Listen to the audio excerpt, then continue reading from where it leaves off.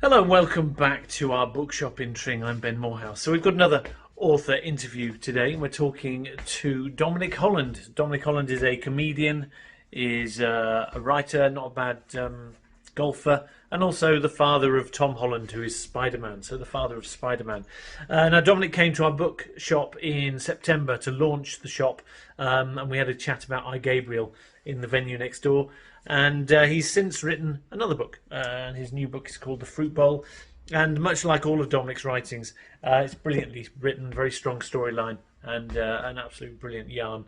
And I find all comedians, good comedians, make great writers. So, and Dominic is definitely one of those. So, do enjoy the interview. Hello, Dom. How are you? Ben, I'm very well. Thank you for having me on your esteemed podcast. Podcast, vlogcast, or I don't know what you call these things. I don't know. Good. So you got a new book out. Well done. Have you been writing more during lockdown as well? I'm writing a new novel in lockdown. I'm writing a lockdown novel. In fact, it's a sequel to my very first novel, only in America, and I'm writing it. Well, I'm writing it because I have a personality where I need to be busy. I'm not good when I have nothing to do. All my gigs were cancelled. And so I wasn't expecting to write a novel, but it seemed like a good opportunity to do something worthwhile. I can look back on lockdown as there's my novel. Whether it'll be as good as my previous books, because I've forced the story a little bit. Most of my stories evolve and they're really worth writing by the time I start writing them. This one is a little different because I'm forcing it. So we'll see. We'll see how it goes. Good. But we'll see that one when it comes out. But you've got this new book. I don't know if I'm going to be able to see it on the screen. The Fruit Bowl. Fruit Bowl, wonderful, really good book. I enjoyed it. I'm sort of madly reading all the time at the moment. So You are a bookshop owner, Ben. well, it comes with the territory, doesn't it? But hardly a surprise. When I gave it to you and you kindly asked for a copy, I was very confident. I mean, you know me quite well, Ben. As a stand-up comedian. I'm not an arrogant man, and I'm not very assumptive, but I do know that people reading the Fruit Bowl are likely to have a pretty rampant read, and they're going to be drawn into this man's story and his resolution. So I'm very confident that I can recommend the book. yes, it's tricky. I was thinking how hard it is to talk about it without giving too many spoilers. I mean, all I can say is I really couldn't put it down. I was certainly. I knew I had to get it read because it was ticking that I had to get you interviewed and stuff. And a pile of books as well to read that I've got. But actually, it was so easy to read, so lovely.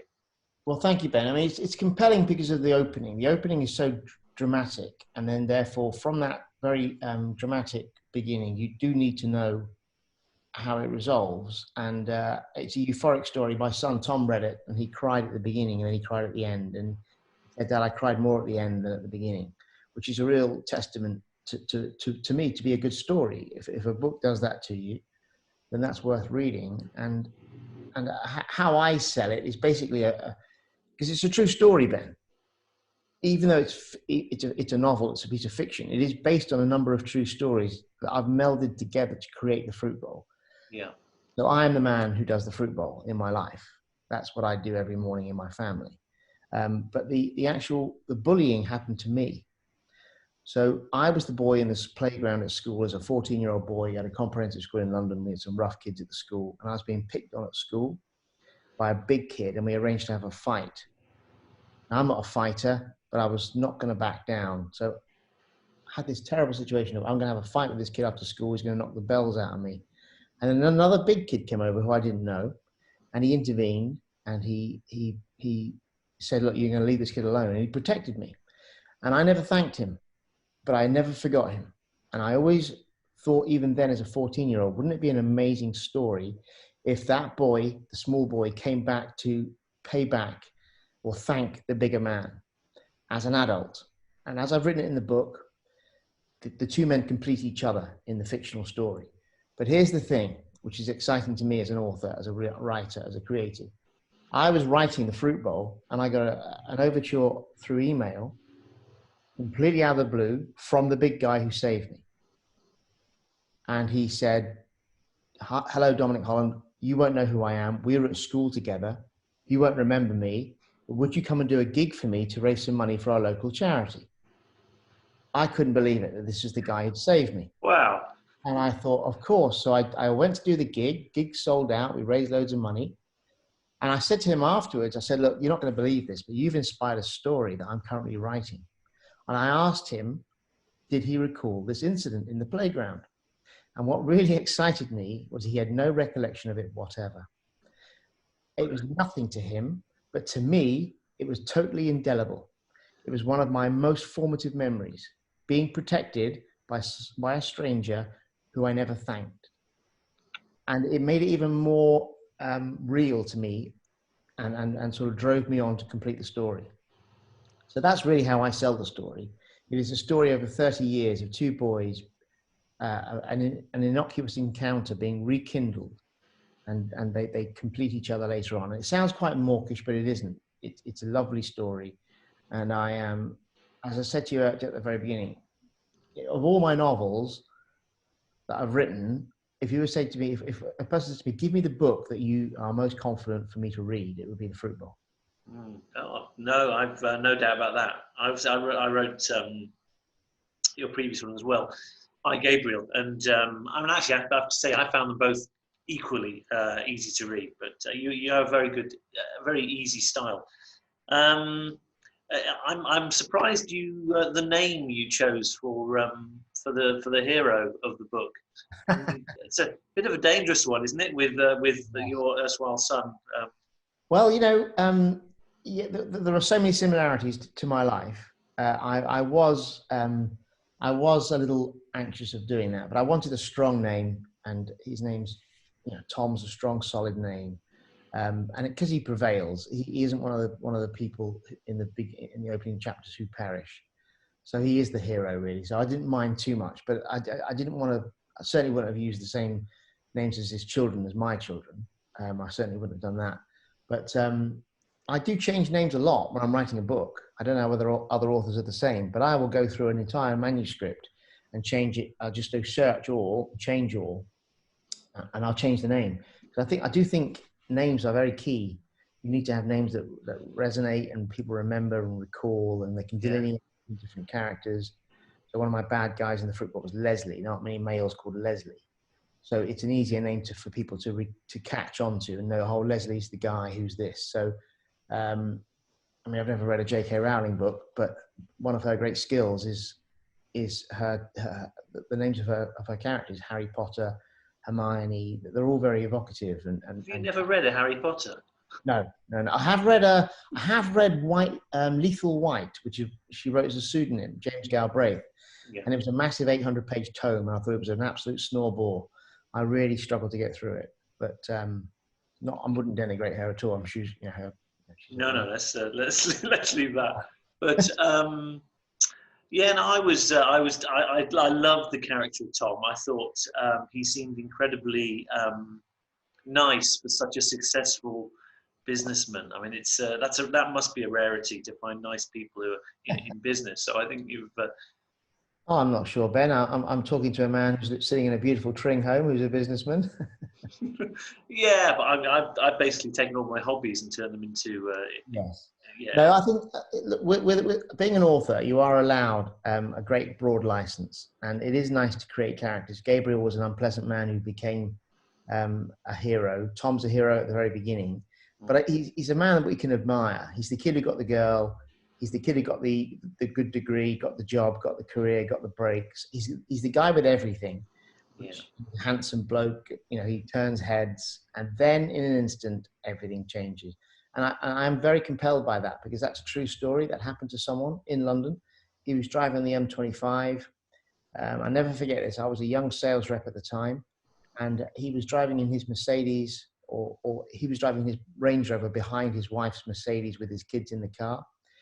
And the car flipped in front of him, and they all perished. And he cradled either his wife or his son. And I always thought at the time, gosh, he's obviously a successful man to have those two rides, those two cars. And that for me was the start of thinking that's a great place for a drama. How did that man recover? How did he recover from that terrible situation? It happens. There'll be someone today who in an incident gets a phone call and everything's changed. You have a diagnosis, or you have a disaster, or you have an accident. And I think that's a compelling place to start a drama from. Tom is a great character and he's a great guy, and he prevails. And that isn't ruining the book, because you need to understand how he prevails to enjoy the book. Yeah, no, and I think the way you weave this, not just that storyline, but so many of them in together, and they all it all just comes together and works so beautifully. Let me just reference. I need to reference the name again, because choosing. How did the rest of your kids and Nikki feel about you calling the hero Tom? I mean, that's surely that was a dinner time discussion that the rest of them were like, "Hang on, Oh, really? why not Harry?" Or Oh, possibly, yes. Okay. Well, Tom, my eldest son, and obviously my most, I love my boys equally. Your favourite. Yeah. I love them equally, but I love him a bit more equally than the others. No, it wasn't really ever discussed. Tom read it just recently. He was in lockdown before he went to Berlin to make a film, and he doesn't read too much. Tom, he doesn't read enough as a young actor, but he absolutely loved it and didn't feel he didn't get that connection that this is him, because obviously this is an older man. But it's interesting what you say about the resolution of the book, because I think the most important part of any novel, which is what most authors don't spend enough time on, is the last third. That's my door, and one of my sons. So one of my sons should get that. There is a chance I'll disappear now. Happy to pause if you want to go and answer it. I can edit this. Hang on. You'll see me. Oh, yeah. One of my kids is getting it. Nice chandelier. Oh, I like the roof. Look at that. Yeah, I've got a. Okay, someone's hitting the door. Okay, that's a driver, a delivery driver or something. No, I was just saying, I think the most important thing about a novel is the last third, how you resolve a book. I think most authors spend most of their time trying to get the book sold or get people into their book, and then sort of don't spend enough time on the end, because the ending is when you pay back the reader for their time. And I think if a person gets to the end of a book and it's dwindling and it's becoming less satisfying, you lose that readership. Yeah. Well, yeah. I mean, your ending is spadefuls of excitement, and which probably my one query is whether Leslie, the baddie, sorry, he seems to get away with it, really. Well, he doesn't really. Well, he doesn't really. Nikki always jokes. My wife always laughs at me because I always have a bent local official in all of my books. I don't know what this says about me and my imagination, but I do imagine that there's lots of corruption in local government, which is good, fertile comedy areas to exploit. Because I think it's not the price of a book, it's the time you ask someone to spend reading it. Because you get a finite amount of time in this world, and it's increasingly less is spent on reading, Ben. And therefore, if you're going to ask someone to read your book, you better make sure you deliver them an ending. And you better make sure when they finish the book, they go, bloody hell, that was brilliant. I really enjoyed that. Because if they didn't feel that, then they're never going to come back and read you again, and they're never going to recommend your book. And word of mouth is how books sell. This is only my second interview I've done with a book I published last week. So, I'm really relying on word of mouth to propagate these books. Yeah, I mean, you choose to, or maybe you don't choose, but self-publishing is the option you've gone, and it's that's always going to be a more problematic route, albeit. I mean, how do you feel? I mean, I don't know if we've discussed the idea of you using a publisher or not, but. Yeah, I mean, Ben, my first two books were published. It was a miserable experience. It was really wretched, I have to say. That could have just been the individuals at that publisher. I wouldn't say it's publishing per se. Publishing on your own is very liberating. You can circumvent all of the gatekeepers, all of the no's, all the editors saying no. However, it is, you are peeing in the wind a little bit. I have some form, I have some profile, people know who I am, but that certainly hasn't been enough for me to break through, because I think my novels are better or as good as a lot of very, very well-known authors. Yeah. And so it's for me a bit of a conundrum. How do I solve that puzzle of getting into people's reading lists? And I haven't managed it so far, but I've got a good backlist, and I hope that one of the books might energize that backlist. But no, if there were a great publisher who came to me and said, right, we'll republish all your books, and they were fantastically energized and were up for it, then I'd be more likely to say yes. But I haven't equally wanted to go through that rigmarole of knocking on doors. I don't have a literary agent. There would be, I think there would be inertia, because I'm of a certain age. I'm not on television anymore, you know, and I just wouldn't be, I'd be better off spending time writing than I would be trying to get published. I believe that's my opinion. Also, Ben, I love writing, and it's what I enjoy doing as almost as a hobby, you know. So for the moment and for the foreseeable, the new book I'm writing now, an English lesson, I will complete that, and if it's good enough, I will go through the same hoops as I've gone through with the Fruit Bowl and publish it myself. And I can get into your bookshop. My books are available in Waterstones if people want to buy them in Waterstones, but you know, mostly books are sold either via my website or through the online retailers, you know, or through us, or through you guys. And absolutely, I mean, I did an interview on radio the other day on Talk Radio with Bob Mills, and he said, where can we get your book, Dom? And I said, well, you can go to your local bookshop and ask for it. They won't have it in. They won't stock it as a stock item. It's not a Grisham book, but they can get it for you. You know, they can get it the next day, and then you can pop in and back in and get your Fruit Bowl. Yeah. Is it stocked? I haven't even checked whether gardeners have got any. Do you deal with gardeners, or you? You know what, Ben? I deal with Ingram Spark, and I put it on. And so I believe that it's available. It's got an ISBN number. It's got a barcode. Yeah. So I think it is available through any bookshop to order. Yeah. You know, so if someone came in and said, "Can I have Dominic Holland's latest book?" Even like Gabriel, I think you can get that way. But I'm not particularly over publishing, Ben. I'm not a technical man, as you know. So I'm sure there are business areas that I'm deficient in. And I don't have a person. I don't have a publishing guru or a consultant. It's just me. So probably I am going into a gunfight with a spoon, but at least I've got a good spoon, and my books are great. I mean, I think the Fruit Bowl's great, and I think some of my other books are good, but I don't think any of them are bad books. I mean, I've read No. I think they're all really brilliant. So, what are your plans? I mean, actually, I have to say, I'm slightly unsure about what I'm going to be doing regarding comedy as such at the moment. But there are rumours of offering something. But I guess you've done nothing comedic-wise, have you, since March? No, not really, Ben. I'm doing a gig on Saturday for the Comedy Store in the open air car gig, the drive-in gig, which is going to be, when I play your place at the Court Theatre, it's all about reaction. It's all about me being the catalyst for everyone's laughter. I can react to things in the room. Okay, so without that laughter, I know I'm still being funny because I'm saying the same words in the same order, with the same beats.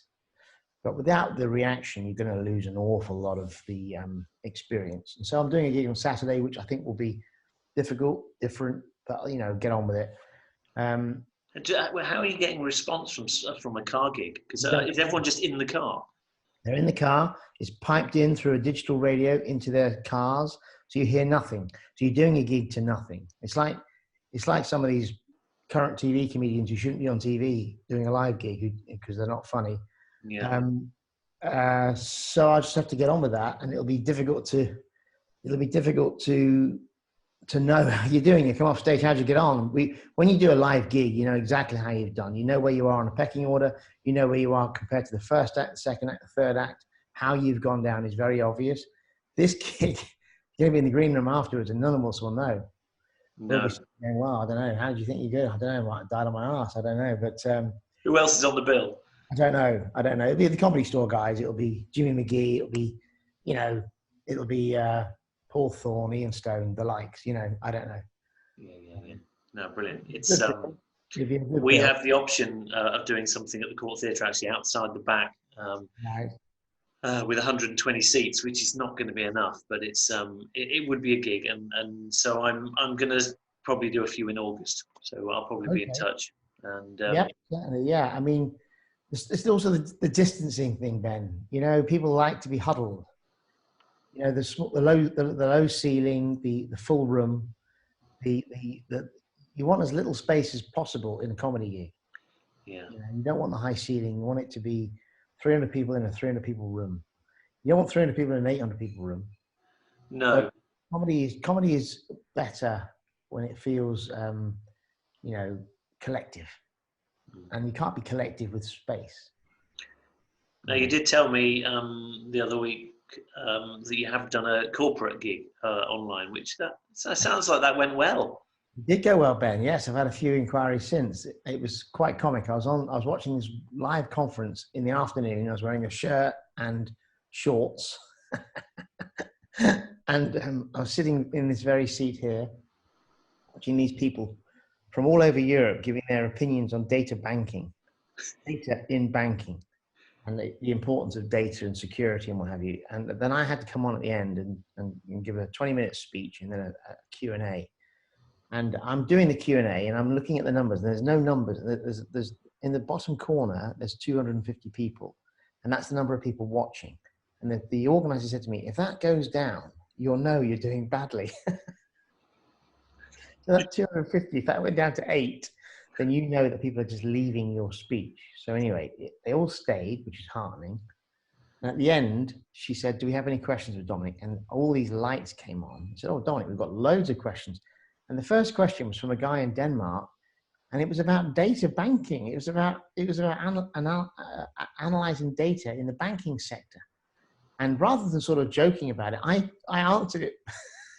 I answered it as if I knew what I was talking about. I don't want to be rude. My default is I'm not a rude person. I'm quite polite.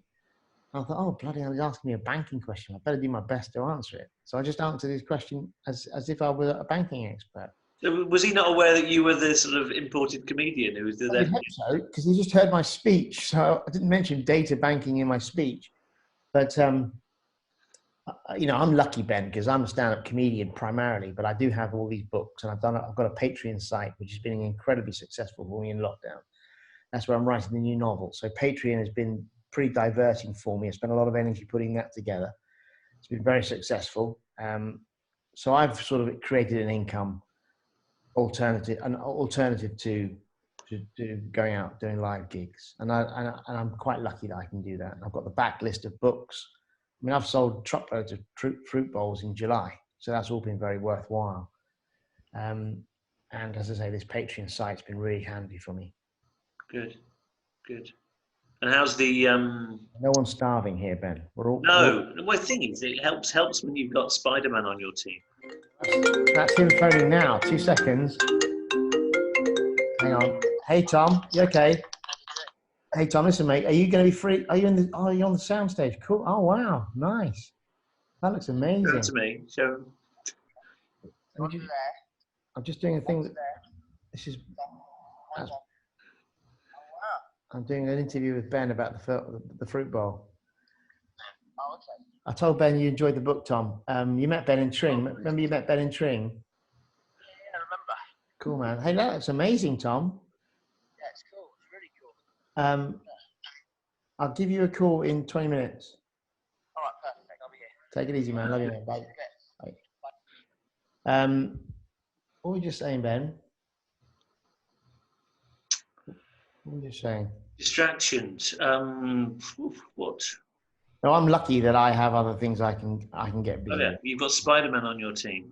That was the. Yeah, he is on my team. He's currently away, and that people joke at me. People say to me often, bloody hell, this door, get a door. Like Piccadilly Circus.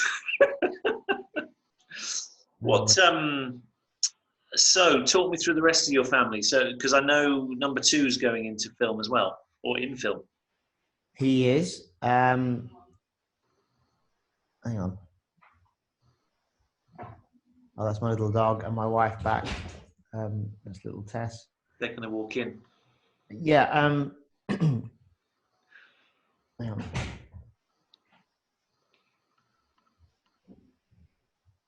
Yeah, my crazy life continues because obviously if you read Eclipsed, Tom's life now is very public, but it was a very slow beginning.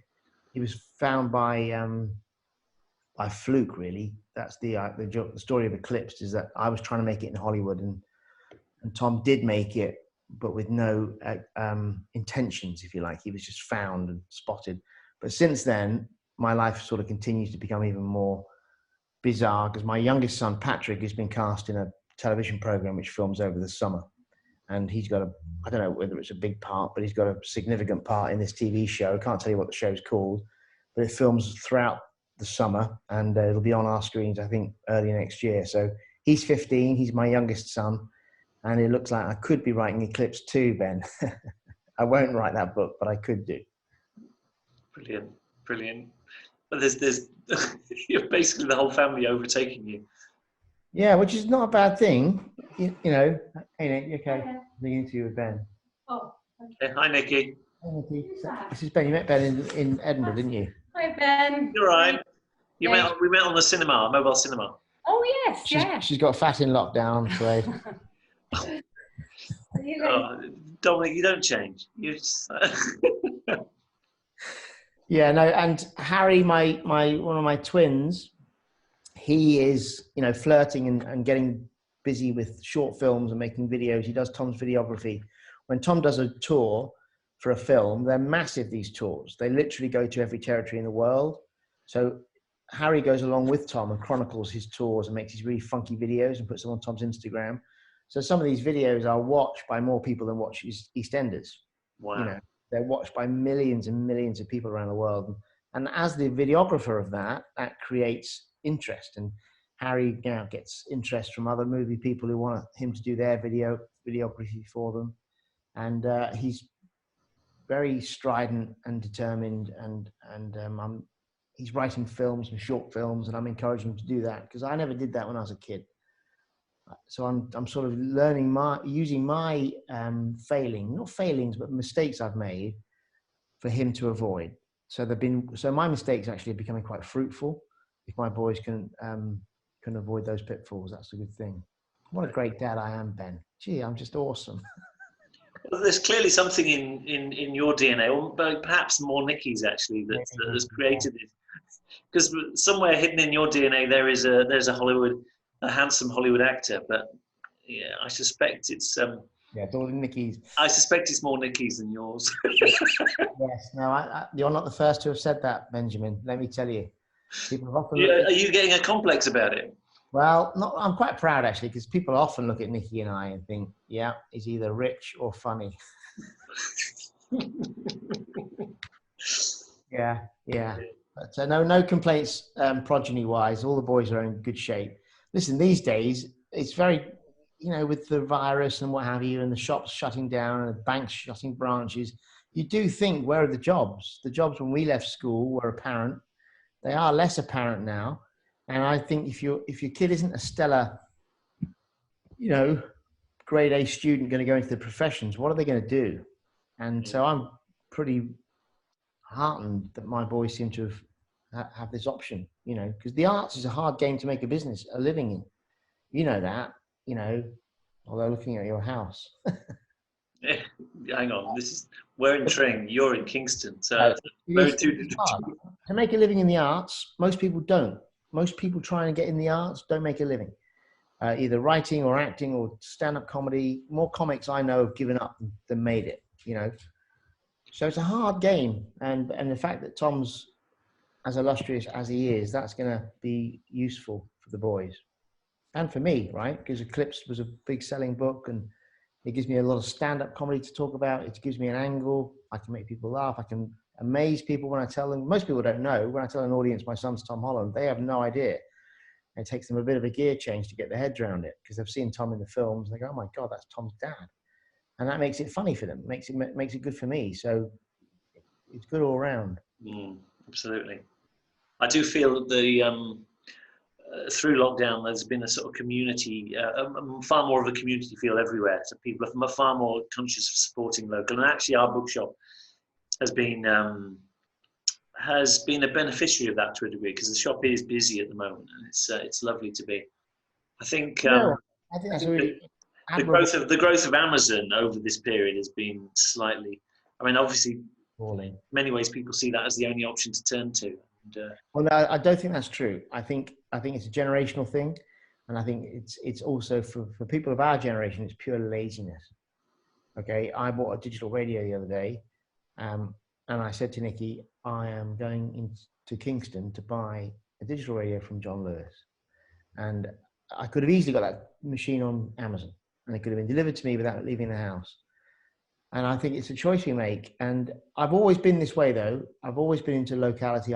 We have a local butcher. We have a local vegetable bloke. We use them. We know that I know my butcher's name. He's called Roland. I know his son. And obviously, I use the supermarkets as well. And I do use Amazon. I bought a printer ribbon the other day for a brother printer, which I knew I couldn't get anywhere else. So I got it on Amazon. I do that. But I think we'll rue the day when, I mean, John Lewis has lost 8 stores. What are you going to fill that retail space with? What are you going to fill that space with? You know?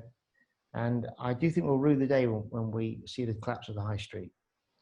And Marks and Spencer's, I worked there as a kid 3 summers. I've never wore a pair of pants in my life that didn't come from Marks and Spencer's. I'm incredibly affectionate about Marks and Spencer's. This top, Marks and Spencer's. And I just think if we don't support, because it's not just the shop, it's the community of seeing people at the shops. I might go to your bookshop and I'll see someone who was at the gig. Hey, Dom, how you doing? How's your kid? How's Tom? And all of that intercourse you'll lose if you stay at home. Yeah. And I don't want to sound like an evangelist, but I do think we're sort of sleepwalking into this. I mean, it sounds like 2 old middle-aged men saying it's better back in the day, which is a cliche. But I think it bears scrutiny now. Yeah, no, absolutely. It came to a head with me the other day when I saw this locker. It was an Amazon locker at the garden centre. Yes. And, for me, there was something incredibly sad about seeing that locker. People would rather to avoid going into the high street. They would do anything, frankly. Well, they might avoid the high street because they believe the stuff in the news about the virulence of the virus. They could die. You might be shielding. You might have type 1. You might be obese. But I don't think that's the reason. I think it's more the reason of convenience and money saving. But money saving at what cost? Yeah. Because if Tring High Street becomes just charity shops and betting shops, you all lose. Tring becomes a less desirable place to live. The pubs shut down because we're drinking at home. That's a crappy world no one wants to live in, or I don't want to live in. Well, Tring is a good case in terms of lots of indie shops. We're way above the national average for independent shops and actually the town knows that, the community knows that, and they support them massively. When I was doing a gig for you, I've done loads of gigs for you now, but you said to me I'm opening a bookshop, and because I write books and I sell books, and I sell most books, I suppose, at gigs, and I can sell 50 books after a gig, after a really good gig. I remember thinking, bloody hell, Ben, you're bucking the trend there. I really thought, good for you. But however, the fact that it's borne out is a great testament to people and to you as well, but also to the people of your town, because they could literally click and buy whatever book. Like, for example, this book now, we're discussing the Fruit Bowl.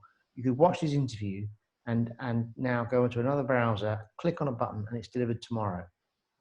And that's not what this interview is about. The interview is about going to see Ben, say, hi, Ben, saw your interview with Dom. Can I have a copy, please? And then there's something in that. That's.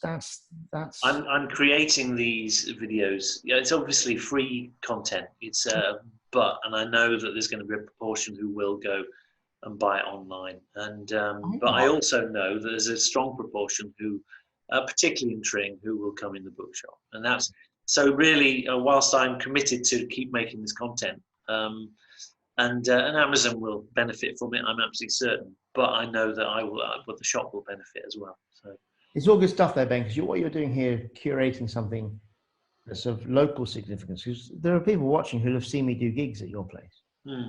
And there's a connection with me now again. I'll go and buy that book. It helps Ben. I'd like to read what Dom's had to say.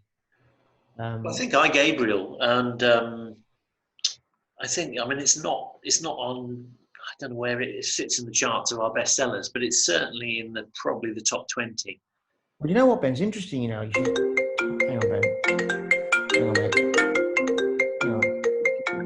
Harry, I'm just doing an interview, mate. Can I give you a call about 20 minutes? Yeah. Okay, mate. Speak in a bit. Okay, mate.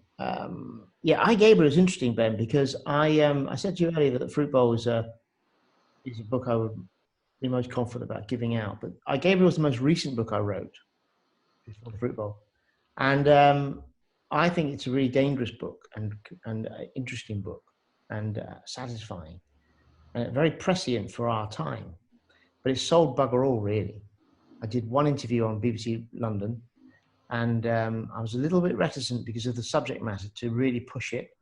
So I do feel that I've got to rekindle I Gabriel and do something with it, because I think it's a book that missed the goal, and it should have done a lot better than it has done. It did well with you because I came to do a talk for you, and that's great. That was the launch event for the bookshop, so it was. Yeah, brilliant. That was great. I'm glad to have been able to do that. But I do think I Gabriel is something I should revisit, because it's such a clever story and resolution, and confounds, and nobody at all of the few thousand people who've read it, nobody has guessed the ending.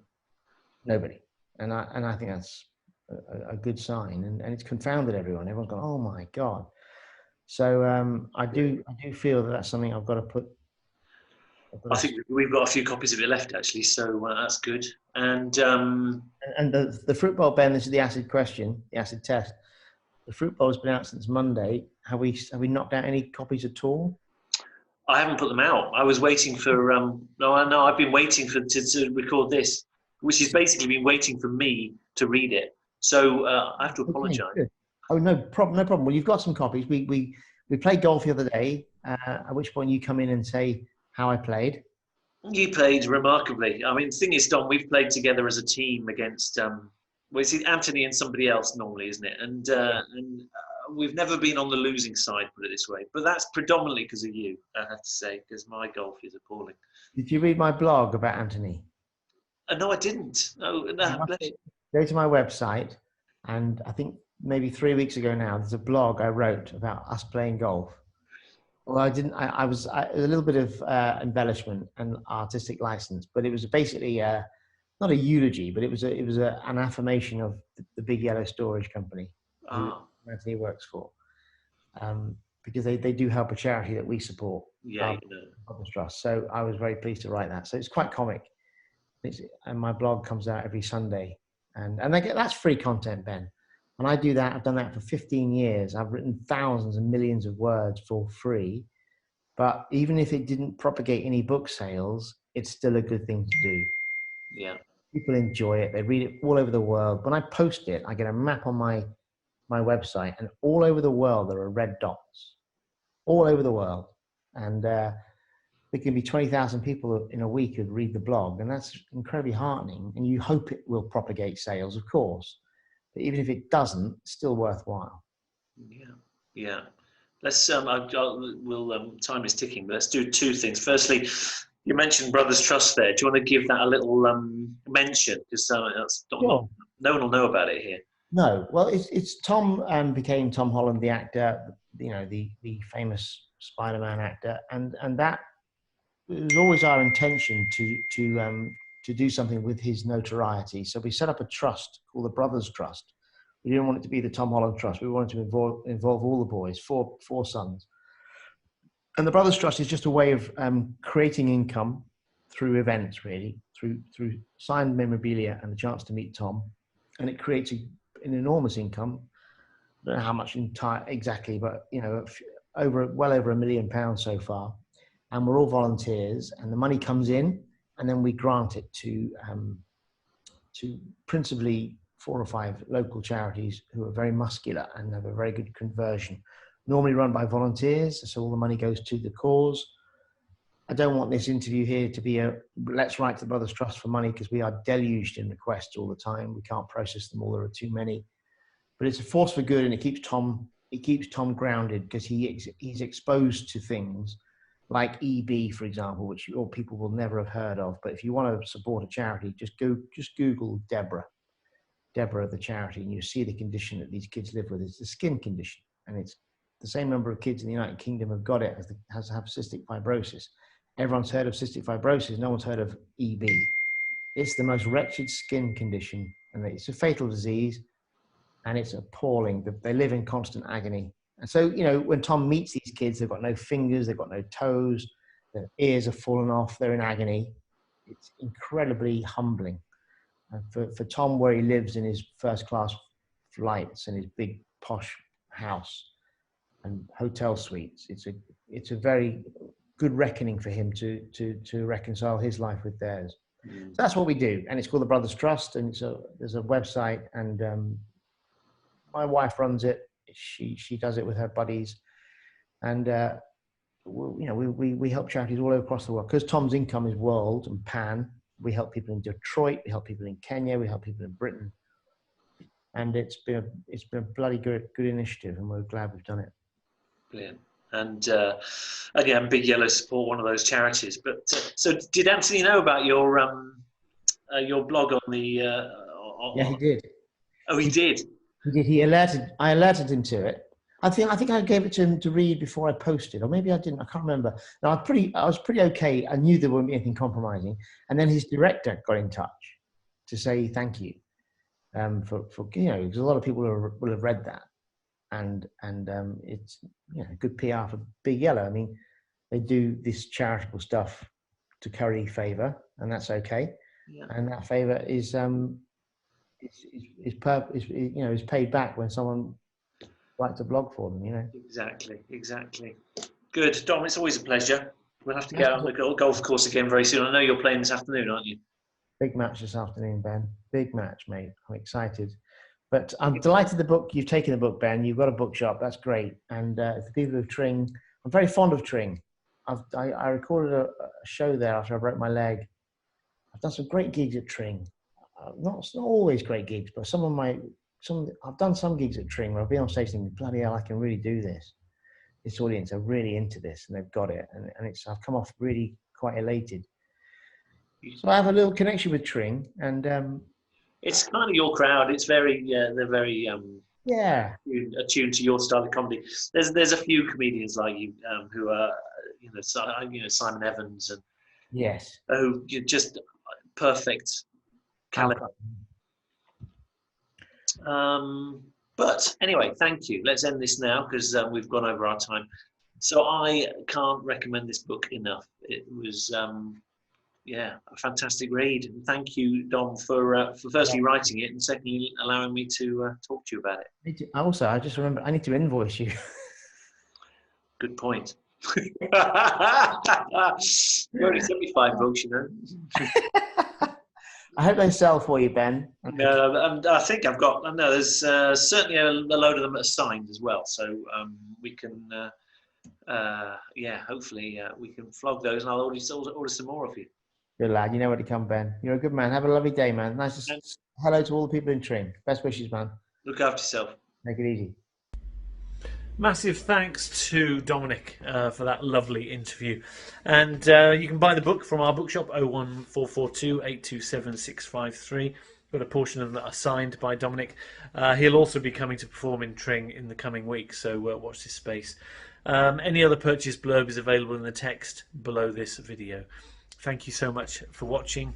Loads more interviews. Do subscribe to our YouTube channel as well. Thanks ever so much and see you soon.